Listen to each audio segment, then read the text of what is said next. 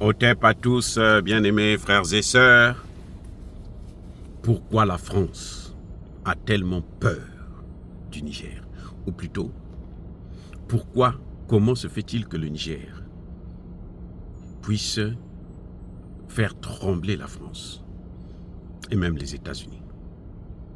Qu'est-ce qui se passe? Comment expliquer un pays qui est le pays parmi les 10 pays les plus pauvres au monde? C'est ce qu'ils nous ont dit, hein. C'est pas moi, c'est ce qu'eux ils ont dit. Ça fait trembler la France, l'Europe, les États-Unis aussi. Pourquoi? Ce sont les ressources naturelles. Mais le Niger n'est pas le seul pays à avoir des ressources naturelles. Le Congo a des ressources naturelles. Le Congo ne fait pas trembler la France, l'Union européenne, les États-Unis. Non.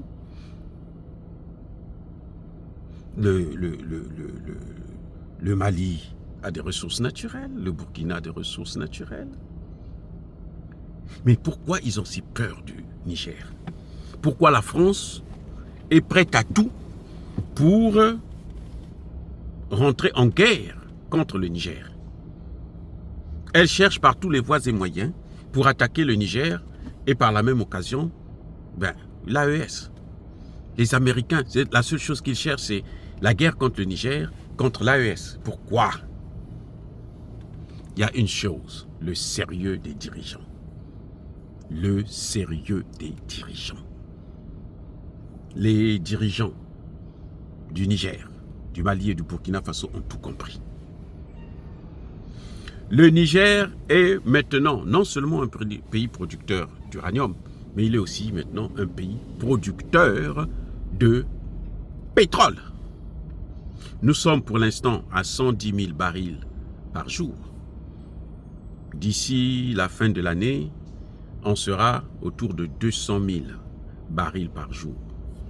En 2026, on atteindra 300 000 barils par jour.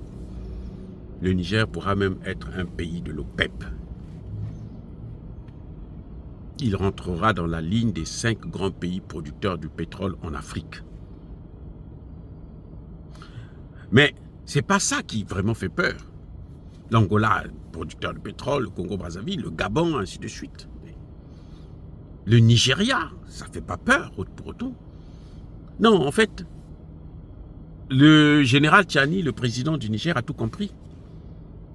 Récemment, le général Tchani a fait une levée de fonds de 600 milliards de francs CFA en 10 jours. Oui. Alors, le problème, ce n'est pas avoir de l'argent. Tu peux avoir de l'argent, mais si tu fais rien avec cet argent, les gens, ils s'en fichent. Au contraire, ils sont bien contents que tu prennes l'argent. Tu as une dette, puisque ce sont des crédits à taux réduit. Mais bon, si tu fais rien, ils s'en foutent. Au contraire, ils seront bien contents. Parce que tu n'avances pas, tu continues à détruire le pays. Non, ce n'est pas le cas du Niger. Ce n'est pas le cas du Mali. Ce n'est pas le cas du Burkina Faso. Le Niger, qu'est-ce qu'il fait avec cet argent? Le Niger a lancé la construction d'une raffinerie qui va raffiner 100 000 barils de pétrole par jour. Pratiquement la quantité de pétrole qu'ils sont en train d'exploiter actuellement. Donc, le temps qu'ils finissent d'exploiter, de construire cette raffinerie, le Niger sera déjà à 200 ou 300 000 barils de pétrole. Donc, même si les Chinois continuent à prendre les 110 000, eux, ils peuvent gérer au minimum 100 000. Ça, c'est au commencement. Vous voyez, et ça fait peur. Parce que l'argent qu'ils collectent, ici et là, que ce soit par crédit ou la vente des matières premières, ce n'est pas de l'argent, qui passe par le trésor public français. Non, la Banque de France ne voit pas cet argent. Ça, c'est un premier problème pour les Français parce qu'ils ont une perte, un manque à gagner très énorme. La deuxième des choses, c'est que cet argent sert à développer le pays. Parce qu'ils investissent, c'est de l'argent qu'ils utilisent pour des investissements, pas pour, comment dirais-je, acheter n'importe quoi. C'est pour investir. Et qui dit investissement, au final, à la clé, nous avons le développement. Et le développement, là, c'est ce qui va nous sortir de la dépendance vis-à-vis des Occidentaux. C'est ce qui fera que la courbe va changer, le fusil va changer de main.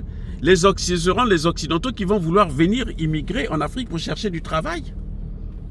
Et bien sûr, ils maîtrisent le pétrole, ils maîtrisent l'uranium. Vous croyez qu'ils auront besoin encore des Français? Non, c'est les Français qui vont venir. Les ingénieurs français qui vont venir chercher du travail au Niger. Voilà le problème. Voilà ce qui fait peur à la France. Voilà ce que la France veut en fait casser. Ce n'est pas le Tchani. La France s'en fout de Tchani. Non, la France, elle s'en fout de Tchani. Macron n'a rien à voir avec Tchani. Mais le problème, c'est que, à cette allure, la France ne va plus exister. Et c'est pratiquement le même système que nous avons au niveau de l'AES. C'est le même système que nous avons au niveau donc, du Mali et du Burkina Faso. C'est ce qui fait que des pays comme le Tchad sont en train de regarder, mais ce qui se passe là-bas, on dirait que c'est intéressant. La coopération avec la Russie, là, on dirait que c'est très bien. Voilà le vrai problème. C'est en train de devenir une tache d'huile. L'AES est en train de donner un exemple de souveraineté, de procédure, de méthode de souveraineté, au point où les Français eux-mêmes n'auront plus besoin du franc CFA. Ils vont eux-mêmes sortir du franc CFA et nous laisser avoir notre monnaie à nous. Parce que si ça ne leur apporte plus rien, à quoi ça sert? Au contraire, ça va leur fermer encore des vannes, des portes. À cause du franc CFA, là, eux, ils vont perdre beaucoup de marchés en Afrique. Donc, en fait, le problème du Niger, ce n'est pas un problème qui concerne la personne du général Tchani, non. C'est un problème qui concerne la vision du général Tchani. Qu'est-ce que le général Tchani veut pour le Niger?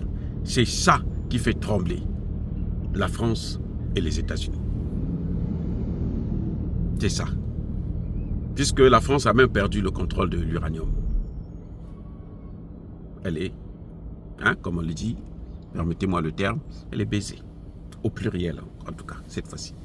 Oh, bien-aimés frères et sœurs, encore une fois de plus, soyez bénis, abondamment bénis par le Dieu de Kémite et par nos ancêtres angélisés. Mais que tous ceux qui persécutent le continent africain, le pillent et le déstabilisent, qu'ils soient noirs, blancs, chinois, arabes, juifs, indiens ou qui qu'ils soient punis, maudits, foudroyés, neutralisés, écrasés, effacés par le Dieu de Kémite et par nos ancêtres angélisés. Vive l'Afrique éternelle, je dis et j'assume.